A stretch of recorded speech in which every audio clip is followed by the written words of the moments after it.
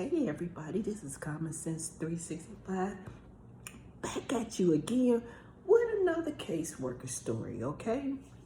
And this one is about a walk-in client, okay? And my walk-in client comes in and he is a trans woman, And before he even got to me, there was some ruckus and people running around saying certain things in the lobby and everything, because I would have to go get my clients, bring them to my desk and interview them. So I bring them in, I call them and everything, and of course he kind of surprised me. But nevertheless, I'm gonna still do my job and keep my personal comments to myself. So my co-workers are seeing my client and they're gathering in little spaces and little desks and they're having little comments too. So I'm talking to my client and he tells me he's a fire victim and I'm looking for the Red Cross letter so I can assist him with the special benefits that if you're a fire victim that you would receive. He didn't have the letter.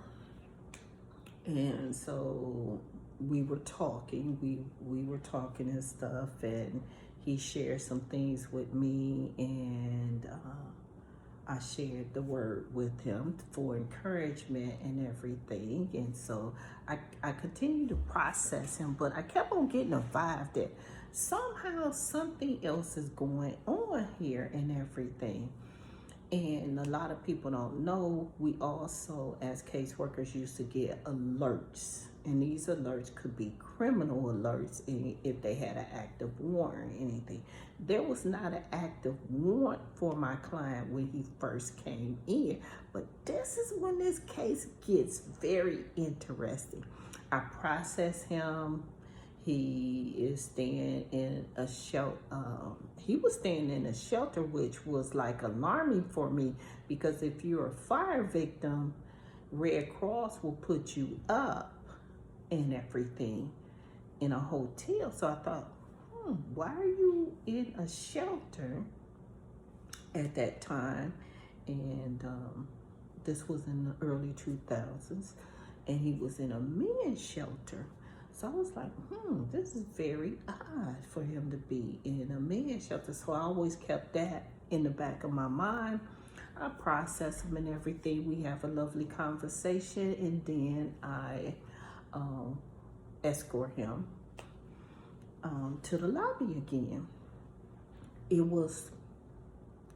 He actually came in late, and so my time had ran over. So I'm over time. So now I'm packing up to leave. I'm on my way home. I get a call from my sister, and my sister says, "Hey sis, where you at?" And I'm like, "I'm still in the car. I'm about 2 or 3 minutes away from my house." And she said, "Girl, when you get home, turn on the news." And she kept on laughing, and I was like, "What?" I'm like, "What's going on?" She was like, "That last client you had, you got to watch the news." And so we just continued to talk and stuff, but my sister had this little giggle. She was like, "Girl, your client," and she had this little giggle. Plus, I noticed that I got a text message from my supervisor, and she telling me to watch the news too. So I'm not thinking he the victim, okay? I'm really thinking, did my client go out there and get hit, killed, or so? Did somebody bad happen to my client? So I get home, turn on the 6 o'clock news, still talking to my sister. And my sister say, they're gonna repeat this story. I said, "Well, they talking about," she said, "No, girl, they're gonna repeat this story." So, kick off my shoes, sit down, and I'm watching the news. And commercial break, but when they came back, they flashed him up there. My client was wanted for arson and murder. And I guess when he came in, I guess they got the picture of him. So he must have been arrested after he left the building, but he was wanted for murder. And he was wanted for arson. There had been a fire on Thanksgiving in a rooming house where I'm originally from, and it killed several people. Well, there were eyewitnesses, and they identified him as being the person who set the fire, because they seen him set the fire and then run away. So we could read their case logs. So now I know I'm gonna have to shut down everything. So, I'm gonna get the alert and everything, shut the whole case down and stuff, right? But like I told y'all, each client was different, each case was different, but some of my clients were murderers. Some of my clients, I had another client, came in, nice looking man, very manable, soft spoken and everything. I pulled up the man and pulled up his name. See, he previously had a case, so we don't have to give him a new case number, none. And I started running that thing, and all of a sudden I got the alerts. And when I got the alerts, he had an active warrant out. And the warrant was for multiple sexual assaults on children. And it wasn't just for the state of Ohio. I had 3 other states that was looking for him. So whenever they had an active warrant, we would have to stay calm, not let them know, but we would have to go notify the authorities down in the building, because we had sheriff deputies, and the sheriff deputies could arrest them on the spot as long as they had an active warrant. They would go verified and everything. So now I gotta tell the gentleman, excuse me, I've gotta go to the restroom, but I also gotta signal my supervisor, and they gotta, we gotta go tell them and everything. So now I gotta play this man off, and then, I gotta run everything and don't let him know that we know. And then they told me I gotta keep the man in the building. They don't want to arrest him. They didn't want to call for some other sheriffs to come in and arrest him. So my supervisor ends up escorting him, and they meet him, because my supervisor didn't want me to, be in harm's way. So they arrest him. Now here I have another story. This is a mom and a daughter, and they come in state. Mom's an older woman, mom's in her 60s, daughter's in her late 20s. Once again, very nice people, no alarms go off and everything. And so mom tells me that her case has been closed in Minnesota for 6 months. The daughter says she didn't have a case in Minnesota. Mom's on SSI. I'm running the case, getting everything set up for mom and the daughter. Once again, bam, get to the end, get this alert. Gotta go look at it, see what the alert is for. These ladies are wanted in not 1 state, not 2 states, not 3 states. These ladies are wanted in 6 states. They're even wanted in Minnesota. But what really got me is they were wanted for heroin traffic. Mama and daughter was wanted. Minnesota, North Dakota, Iowa, Nevada, Arizona. I had some real live criminals, okay? These ladies was wanted for heroin trafficking, um, uh, um, theft, identity theft. They had 15 alerts. That's all I'm gonna say. Between the two of them, they had 15 alerts. So once again, I gotta notify people again and go through this whole thing. And at one point in time, I was like, what am I, a criminal caseworker? All these criminals being assigned to me, and then I gotta keep these people at my desk, and then I gotta go through and I gotta act like ain't nothing going on, but everything going on. I'm telling you, every case is different, but the characters that the cases were attached to was something else. And I'm gonna end on this story because this story, it actually broke my heart. It was very sad. I'm gonna say it was 7 children that were the victims of one of my clients, a wrong decision, very wrong decision. Single mom, was reestablished in her life, living in the projects, met another young lady. She called her friend. The friend was into dating prison babes, okay? So she gonna hook my client up with a prison babe. My client fell for the prison babe, that's all I'm gonna say. She ended up marrying the man. The man gets out and she marries him. I don't know she married. Nobody knows she's married within the system until Children Family Services get involved. This case ends up in the news too, because mom didn't do her resource. She didn't. You gotta be the detective. I'm saying this to men and women. You just can't be out here picking up people and not doing a background on them.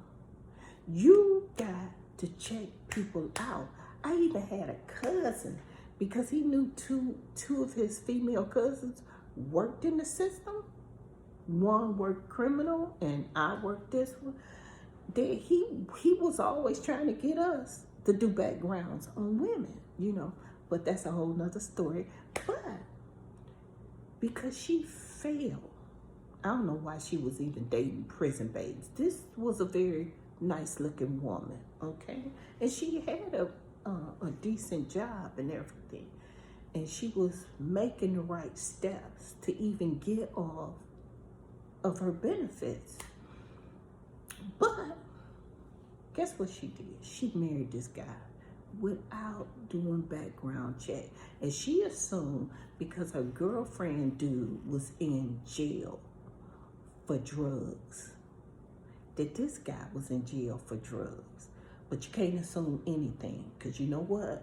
The word assume, it makes some out of you. So she don't do the background check.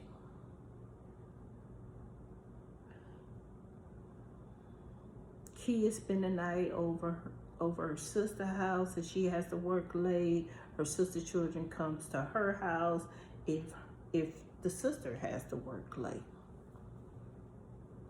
So she's in the house. Her nieces and nephews are coming over. Her kids are in the house, but she's married this man without doing a background check. And lo and behold, what does this man do? This man ends up molesting not only her children, but also her nieces and nephew, her sister's 3 children. the children ends up, both of the young ladies have to work a night shift. So they end up going to grandma and grandpa's house. And the kids tell the grandparents. Grandpa went locked and loaded. Grandma, they called 911, but also called the other family members and also called her to say, you better get to your house because your daddy about ready to kill somebody. What daddy did, daddy didn't kill him, he grazed him. And the police stopped him, but they didn't charge any charges against the grandfather. But this ended up in the news, and I'm gonna just be honest. I stopped watching the news a long time ago. I would watch it at maybe 5 o'clock in the morning. After that, I don't watch the news because I just think the news is fearmongers and liars to promote fear in people, okay? And I believe that they don't tell the truth. So why I don't need to be lied to, not by the news. But once again, Children Family Services come in and everything. I get a notification from them. Plus, I get a call 2 weeks afterwards of all the events happening. And it's her, and she's calling, and I gotta tell her the truth. Now, you know your lease says that you can't have a felon in your home. I said, I already know the kids. I've been notified. The kids have been removed. Your case has been closed. Not only due to the fact that you made this decision to marry this man without doing a background check on him. He was convicted and serving time because he had molested some other children, okay? And it was proven that he had did it. So I said, now you're getting ready to lose your home. You done lost your kids. And they're going to press charges on you for child endangerment. I said, so you're going to have to get a lawyer. You're going to request to separate y'all cases, and you're going to have to fight to be free and get your kids back. You're going to have to say this man tricked you. He didn't tell you. He misled you. And everything, that you were not a willing participant in any of his activities when it comes to the sexual assault. But I say they still may not give you custody of your kids. And I said your parents got temporary custody, but I read the whole doc, and one of the things is you can't even go around your kids. They done told your mother and your father that you're going to be charged with child endangerment, so they can't let you around the kids. So I told you, you're going to have to be fighting 2 cases. And on the moral of the story, ladies and gentlemen, just because they look good don't mean that they're good. Do a background check on them. And why I'm telling y'all these caseworker stories is because it has a moral story, and it's letting you know that everybody out here ain't right. And you can't be getting involved with these people. You can't even always have children with certain people. Excuse me. Because these people are on, they on some wicked stuff, okay? And if you got children, especially young children, and you a single mother, don't be thirsty to bring no man into your household unless you check that man out. Do a thorough background check on that man. Because there are men who will sex up you, but they really want your kids. And they will say, I had another client. Same thing happened to her. Excuse me. I'm working as a housing caseworker. And this has only been 2 years. And once again, lovely, lovely young lady. Lovely young lady. Beautiful daughter, single mom. She's working, she's reestablishing her life and everything. But she meets a man. She's working, and sometimes her job, she will have to work late. And now this man has access to her daughter. And this man had been raping her daughter. And this time, the daughter, she was in the bed. The man had been laying in the bed with my client. And he decided to get up and go and try to rape her daughter. And the daughter fought back. And because she heard the daughter fighting back, she got up out that bed. But the daughter was 11 years old. This man had broken her ribs. She had bleeding on the brain. Mom ended up in jail also. He went on the run. He went on a run. And you know what's so sad about this story is? Mom ended up in jail for child endangerment, but mom was also pregnant by this idiot. Ladies, you got to do better. Never,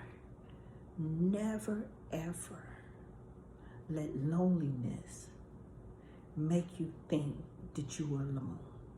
Never be so thirsty that you let a predator in your house to victimize you or your children. That little girl had to fight for her life because of her mother's choice of allowing someone into the home that she did not really know, she just knew of, okay? Now he has access to an innocent child. And that child had to fight. That child was fighting that man. That man got out of his bed to molest a child. And molestation happens more often in households than we are willing to talk about. Strangers, it's very seldom that a stranger molests a child. It's always someone within the family circle. That child knows, the parents knows. It could be an uncle, aunt, stepdaddy, granddaddy, aunties, boyfriends. I don't believe in the word boyfriend, and I'm gonna really say this. After all these years, as I would say, if you a single mom, don't let no man in your household. Do a thorough background check. Do a thorough background check before you let anybody in your household. Too many innocent kids have been victimized, boys and girls, because you let the devil in. You let the devil in. You let the monster in. You let werewolf, Frankenstein, the vampire, you let them in. And what did they do? They got to your children. They got to your children. We don't need no more children to be molested in their homes. And also, I'm going to tell you a tip. These are predators. Excuse me. And they look for single moms. Single moms, stop being so chatty with your business. Stop being so chatty. Get off of Instagram being thirsty. Stop shaking your behind. Don't nothing come. Don't nothing come out of your behind but sugar, honey, iced tea. You ain't making no diamonds, okay? But stop putting your kids. I bet you right now in this country, as I'm speaking about this issue, there are children being molested. There are children being harmed because you let the werewolf in. You let the vampire in. You let Dracula in. Stop letting these monsters in. They can't come into your house unless you invite them in.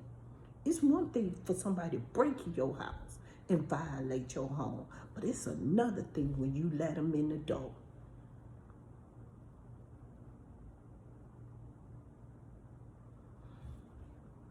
Pay attention.